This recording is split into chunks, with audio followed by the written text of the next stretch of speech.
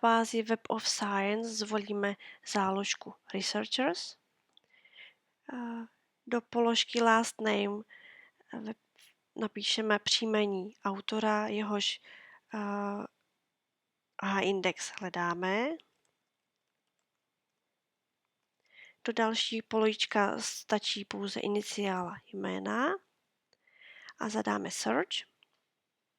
A vyhledá se nám autor, více autorů s podobným jménem. V našem případě si můžeme autora ověřit dle afiliace nebo dat působení. Zde vidíme po pravé straně metriky a po pravé straně hned vidíme nahoře H-index autora Konvalinka Jan.